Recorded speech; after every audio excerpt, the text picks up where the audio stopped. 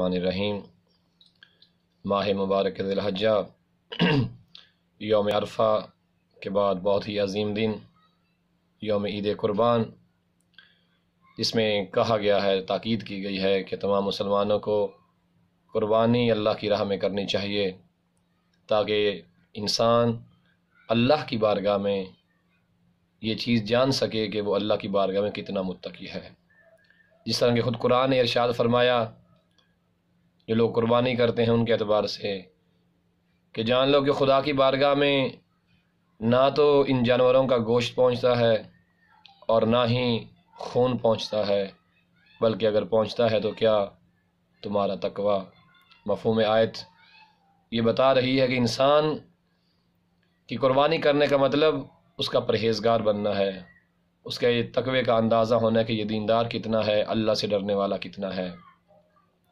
روایات میں امام جعفر صادق علیہ السلام اللہم صلی علی محمد و آل محمد، امام فرماتے ہیں کہ جو شخص قربانی کر رہا ہے، جس جانور کو ذبح کیا جا رہا ہے، جیسے ہی اس جانور کا پہلا قطرہ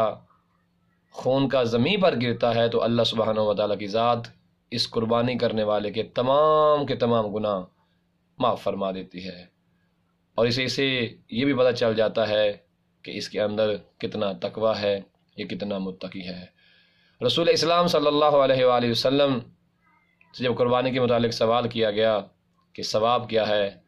تو آپ نے فرمایا، جو شخص قربانی میں کسی جانور کو ذبح کر رہا ہے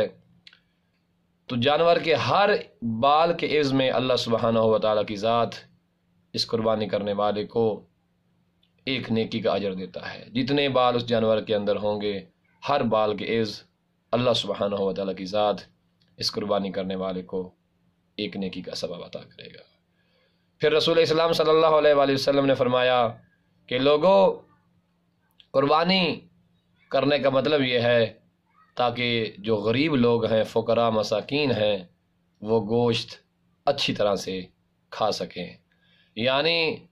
قربانی در حقیقت ان فقراء، ان مساکین، ان یتیم لوگوں کے لیے ہے، ان غرباء کے لیے ہے کہ جو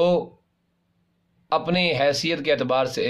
گوشت زیادہ نہیں کھا سکتے، چونکہ غریب ہیں، فقراء ہیں۔ اللہ سبحانہ و تعالیٰ نے ان کی آسانی کے لیے ایک دن یوم عید قرار دیا، عید قربان کے دن معین فرمایا،